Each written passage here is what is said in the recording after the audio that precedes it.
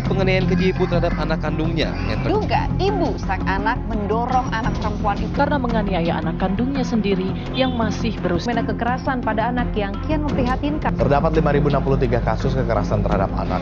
Kelompok umur pelaku 25 hingga 44 tahun menempati urutan tertinggi pelaku kekerasan terhadap anak.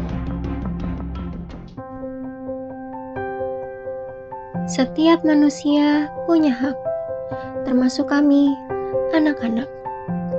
Hak untuk bermain, hak untuk tumbuh, hak untuk merasa aman. Berli, kamu tahu nggak sih kalau anak-anak tuh juga punya hak asasi? Aku tahu, tapi sayangnya nggak semua orang dewasa itu paham. Banyak dari kita yang masih disakiti, dibentak, bahkan diabaikan.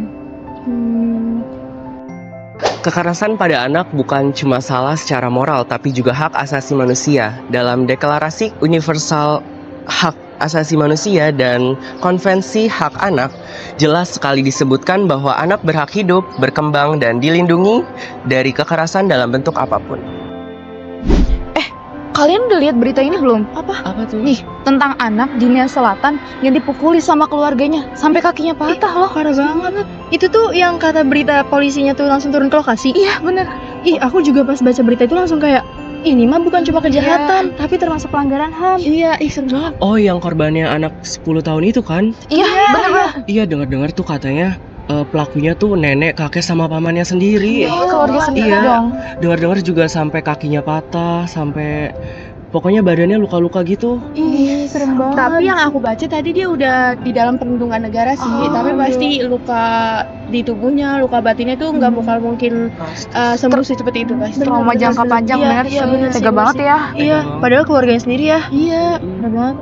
Kekerasan pada anak adalah pelanggaran hak asasi manusia. Kasus ini sudah melanggar dua pasal. Yang pertama, pasal 5 mengenai Deklarasi Universal HAM, dan yang kedua, pasal 19 mengenai Konvensi Hak Anak. Anak seharusnya bebas dari penyiksaan, kekerasan fisik, atau bahkan perlakuan kejam yang dilakukan oleh keluarganya sendiri. Menurut kalian kenapa sih kekerasan tuh selalu berulang? Kalau menurut aku, biasanya sih karena tekanan ekonomi yang pertama tuh. Bisa. Terus yang kedua tuh biasanya karena pola asuhnya yang emang udah keras. Oh iya, menurut aku juga karena lingkungan sekitar tuh lebih memilih diam, jadi pada nggak bertindak gitu. Iya benar-benar. Tapi harusnya ya seluruh alasan itu tuh tidak menjadikan si kekerasan ini sebagai sebuah pilihan. Iya, benar-benar. Padahal kita bisa mencegahnya. Masyarakat Nia Selatan berani melapor dan anak itu bisa diselamatkan. Tapi bagaimana dengan anak-anak lain yang terkurung diam tanpa suara? Anak korban kekerasan mengalami berbagai hal. Bisa trauma jangka panjang, putus sekolah, gangguan tumbuh kembang, dan kepercayaan diri yang menurun. Yang perlu kita ingat adalah luka yang dirasakan oleh seseorang tidak harus selalu terlihat. Anak seharusnya disayang, bukan disakiti. Setiap pukulan bukan hanya menyakiti diri anak, tetapi juga mencabut hak dan masa depannya. Setiap kata kasar yang keluar, setiap tangan yang terangkat akan menjadi luka dalam bagi mereka. Meskipun lukanya tidak terlihat, tapi akan berbekas untuk selamanya. Diam bukan solusi. Anak-anak membutuhkan perlindungan. Kita semua wajib bertanggung jawab menjaga hak mereka. Kekerasan terhadap anak adalah pelanggaran HAM. Lindungi, jangan lukai. Dengar suara mereka. Ajari dengan cinta, bukan dengan bentakan. Karena anak-anak juga manusia. Stop kekerasan pada anak.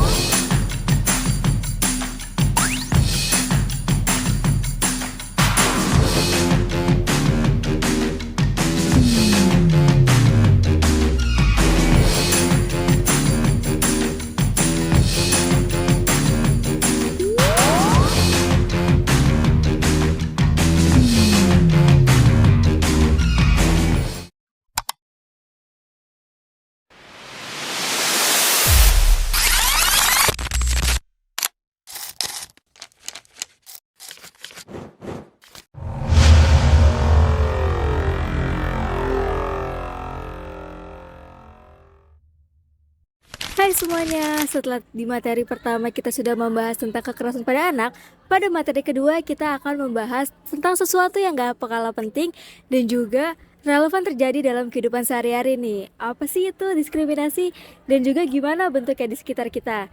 Terus gimana sih cara kita menanggapinya? Nah, kita akan membahas satu persatu.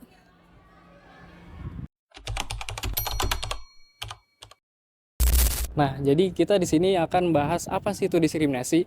Diskriminasi adalah sebuah perlakuan tidak adil kepada seorang karena sebuah perbedaan, yaitu suku, agama, ekonomi, dan lainnya.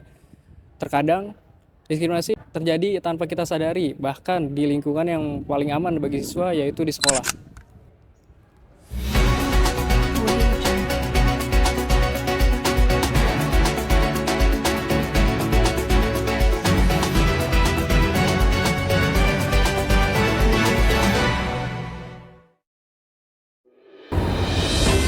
Nah, di sini ada kasus nyata terkait Mahesa di SD Medan yang karena dia telat membayar SPP, jadi dia dibiarkan duduk di lantai, tidak seperti siswa-siswa lainnya, tapi dia dibiarkan duduk di lantai karena dia telat membayar SPP-nya. Iya, kalian tidak salah dengar karena hal itulah yang menyebabkan dia duduk di lantai. Tindakan tersebut bukanlah tindakan yang mendidik.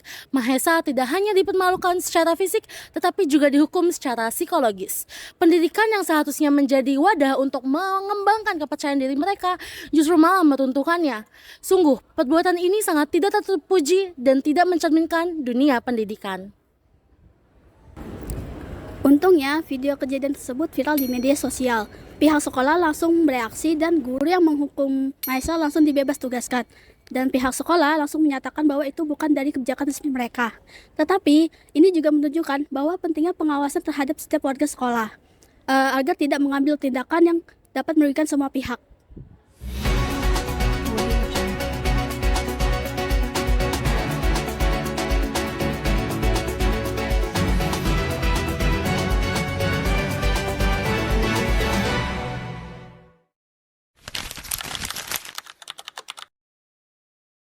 Jadi, diskriminasi ini sering muncul karena kurangnya empati dan juga pemahaman guru terhadap kondisi siswa.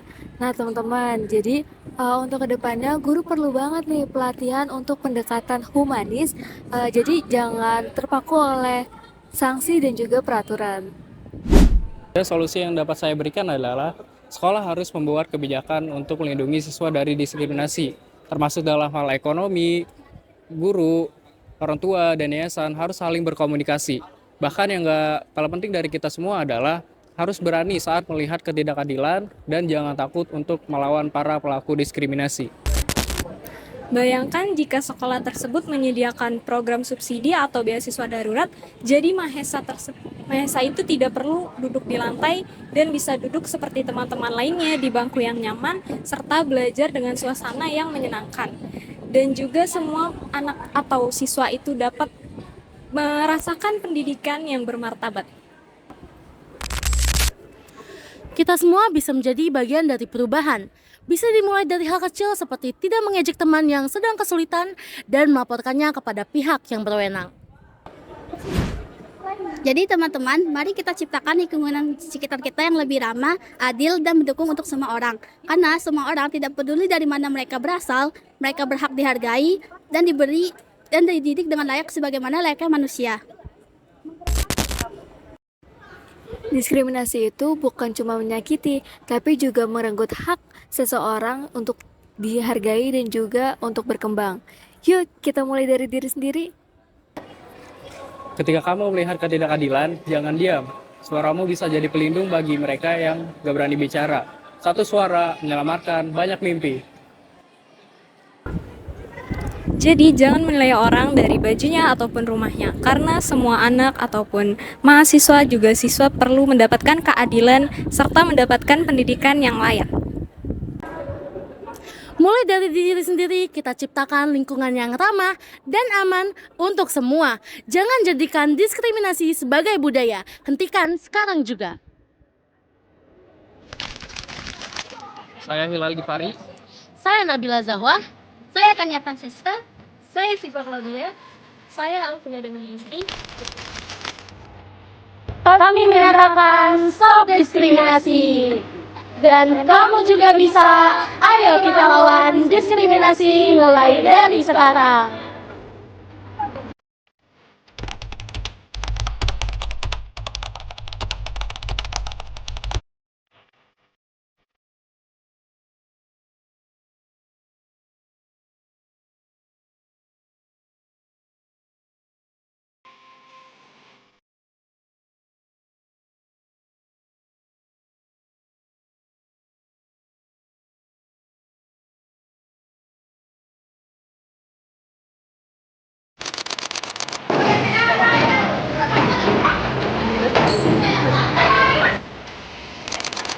Saudara, seorang bocah di Tasikmalaya meninggal dunia usai 2 hari dirawat di rumah sakit. Selain depresi, diduga korban mengalami penurunan daya tahan tubuh karena tidak.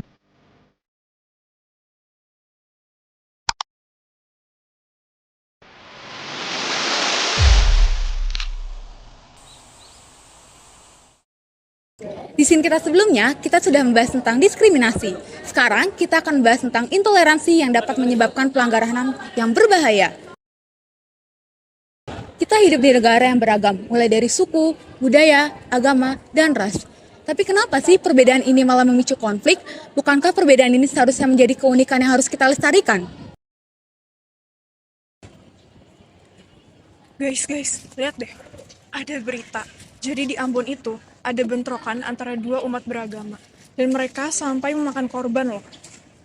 Oh iya ya, tapi bukankah setiap orang itu gak punya hak untuk menilai ibadah orang lain? Kan setiap orang itu punya hak untuk beragama sesuai dengan keyakinannya masing-masing. Dan mereka bebas dong menentukan beragama apa. Iya sih, tapi di sini sih katanya daerahnya tuh menolak akan agama tersebut.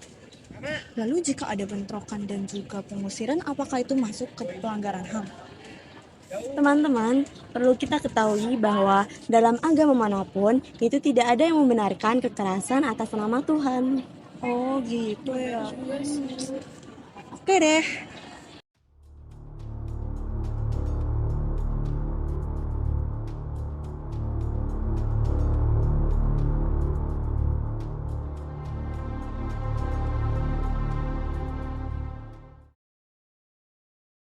Aku pernah ke daerah pasca konflik antar umat.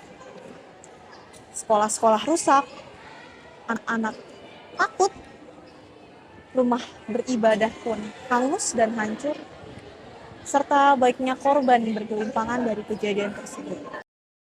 Satu orang diserang, satu keluarga mengungsi, satu desa jadi lumpuh. Semua akibat perbedaan keyakinan yang seharusnya bisa menjadi harta keberagaman yang berharga. Dulu aku kira itu hal yang wajar, tapi sekarang aku merasa bersalah karena sudah mendukung tindakan yang intoleran. Kalau hak orang beribadah sudah dirampas, apalagi dengan kekerasan, itu sudah termasuk pelanggaran hak asasi manusia. Konflik yang berawal dari intoleransi dapat menjadi pelanggaran kemanusiaan. Itulah bahayanya. Aku pikir edukasi lintas agama itu penting. Kita tuh harus belajar untuk memahami agama satu sama lain. Bukannya justru saling berburuk sangka atau saling takut satu sama lain, tapi kita justru harus saling menghormati dan toleransi satu sama lain. Aku setuju banget nih. Jadi toleransi itu bukan berarti kita ikut agama lain, tetapi bagaimana cara kita untuk dapat menghargai mereka yang berbeda keyakinan. Kalau intoleransi kita biarkan tumbuh, mungkin suatu hari nanti giliran kita akan menjadi korbannya. Bahkan dampaknya bukan akan terasa di kita saja, akan menjadi catatan gelap di negara kita.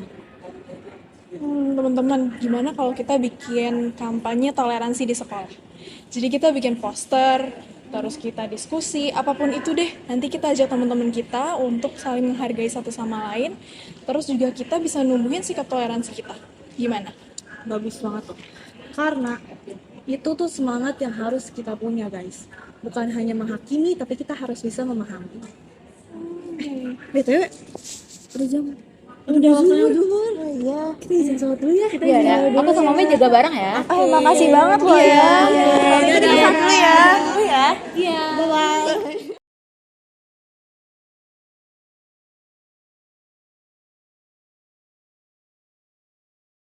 Semua orang punya hak yang sama. Perbedaan bukan ancaman tapi anugerah. Jangan diam saat melihat intoleransi, karena suara kita sekecil apapun bisa membawa perubahan besar. Perlu kita ketahui bahwa setiap agama itu mengajarkan cinta, bukan kebencian. Kita tidak bisa menjaga iman orang lain, tapi kita hanya bisa menjaga sikap kita sendiri. Ayo kita tunjukkan bahwa kita bisa menjadi generasi muda, pelindung toleransi dan juga hak asasi manusia. Hargai perbedaan, bukan persatuan.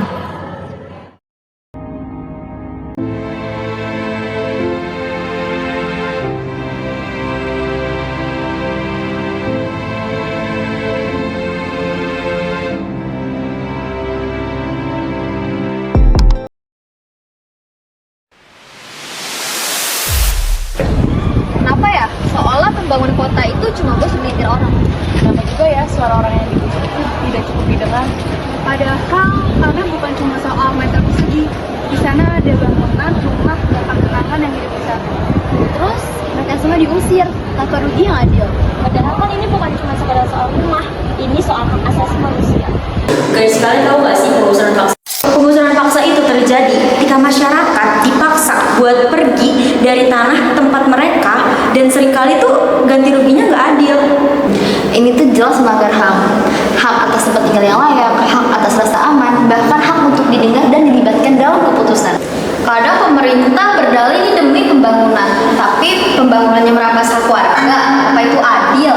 Awal tahun 2025, ratusan warga di Desa Sabah Balau dan Sukarami Baru di Lampung digusur. Tanpa surat resmi, tanpa pengadilan, tanpa tempat tinggal pengganti, hanya sepucuk surat pemberitahuan, lalu aparat dan alat berat datang. Warga hanya diberi waktu beberapa hari untuk angkat kaki. Kalau tidak mau, rumah mereka akan diratakan begitu saja. Katanya, tanah itu milik pemerintah dan akan dipakai untuk pembangunan taman hortikultura, perkantoran, dan proyek lain. Saat penggusuran, banyak yang menangis. Seorang ibu hamil pingsan. Lansia jatuh tak sadarkan diri. Suara tangisan anak-anak bercampur dengan raungan mesin ekskavator. Beberapa hanya sempat menyelamatkan pakaian di badan. Sih, hanya 2,5 juta bagi yang pergi sukarela. Banyak dari mereka kini tinggal di tenda darurat, kehilangan rumah, keamanan, dan martabat. Bayangin kehilangan rumah yang udah puluhan tahun ditinggalin dalam semalam. Anak-anak tidak dapat bersekolah karena tidak mempunyai alamat tetap, dan orang tua tidak dapat bekerja karena pindah lokasi yang jauh. Mental, fisik, ekonomi, semuanya hancur. Dan semua itu tidak pernah dibicarakan di layar. Padahal Undang-Undang Nomor 39 tahun 1999 sudah dinyatakan tuh semua warga itu berhak atas tempat tinggal yang layak. Lalu kenapa ini masih sering terjadi? Karena nggak semua proyek pembangunan itu memperhatikan asas keadilan dan transparansi. Karena masyarakat juga nggak dilibatin dalam musyawarah, dan mereka itu cuma memutuskan dalam sepihak aja. Ini bukan anti pembangunan, tapi menuntut pembangunan yang manusiawi.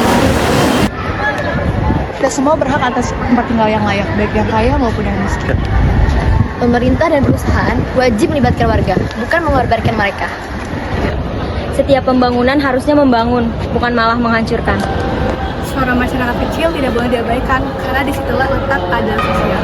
Jangan biarin siapapun kehilangan haknya atas rumah dan rasa aman. Stop pengusiran paksa. Kita lawan ketidakadilan karena rumah adalah hak semua manusia.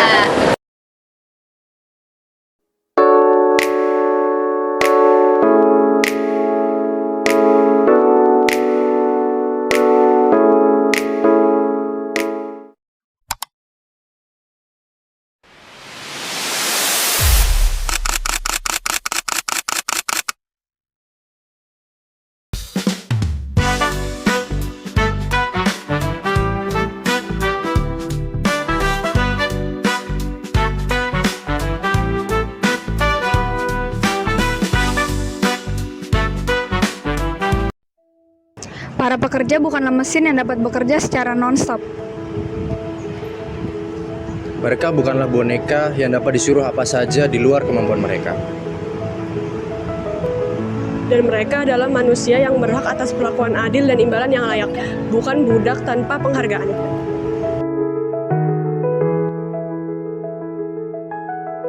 Sebenarnya kalian tahu gak sih apa aja yang termasuk bentuk eksploitasi terhadap tenaga kerja? Jadi pelanggaran HAM yang satu ini dapat berupa upah yang tidak layak, jam kerja yang melebihi batas normal, beban kerja yang tidak masuk akal, lembur tanpa diberi upah yang sepantasnya, tekanan, serta lingkungan kerja yang tidak aman dan nyaman.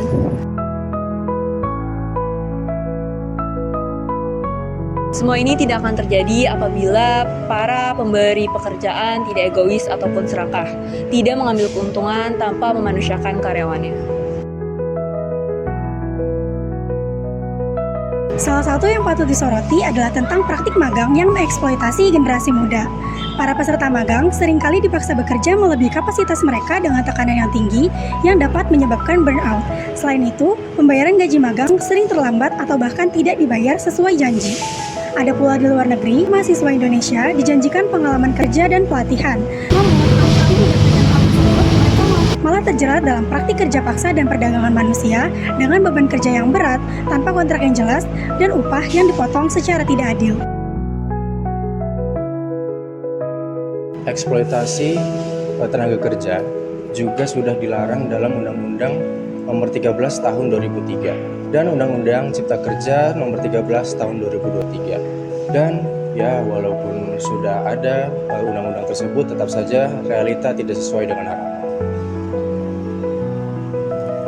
Kenapa ya hal kayak gini masih aja terjadi? Yang mungkin lebih banyak terjadi karena nggak ke-expose ke mata publik. Kita pun nggak tahu seberapa parah eksploitasi terjadi di luar sana. Praktik ini memperburuk kondisi ekonomi dan juga mental mereka, di mana kelak mengorbankan kesejahteraan dan masa depan generasi muda yang seharusnya mendapatkan pengalaman dan pembelajaran yang layak selama magang. Padahal di sanalah pertama kalinya mereka terjun ke dunia kerja walau bersifat sementara, sebagai batu loncatan untuk masa depan. Sia-sia saja jika mempunyai banyak regulasi mengenai ketenaga kerjaan, tetapi ini tidak dapat direlakan akibat tidak adanya implementasi yang baik. Tentunya tindakan seperti ini tidak terbatas pada peserta magang saja. Orang dewasa pun banyak yang mengalami hal serupa, seperti gaji yang stagnan, tapi beban kerja kian meningkat, serta perlakuan tidak adil lainnya. Baik pemerintah maupun perusahaan seharusnya memperkuat pengawasan dan penegakan hukum, bukan semata-mata memperbaiki citra, tetapi memang untuk memberantas pelanggaran HAM ini. Perlindungan hukum yang kuat, transparansi dalam praktik kerja magang, pemberian upah layak, serta program pelatihan dan penempatan kerja yang adil. Pekerja harus punya suara melalui serikat yang kuat. Perjuangan melawan eksploitasi tenaga kerja dewasa adalah perjuangan untuk keadilan dan martabat manusia. Kita semua, pemerintah, perusahaan, masyarakat, juga pekerja itu sendiri mempunyai tanggung jawab masing-masing untuk menciptakan lingkungan kerja yang adil, aman, dan manusiawi. Mari kita jadikan perjuangan ini bukan hanya sekedar retorika, tapi aksi nyata demi masa depan tenaga kerja yang lebih baik dan berkeadilan. Karena pada akhirnya, kemajuan sebuah bangsa diukur dari bagaimana ia memperlakukan para pekerjanya. Pekerja bukanlah mesin. Mereka juga manusia yang berhak hidup layak. Jam kerja manusiawi bukan beban tanpa akhir. Upah layak adalah hak, bukan hadiah. Manusiakan para pekerja. Kesejahteraan pekerja adalah kunci kemajuan bangsa.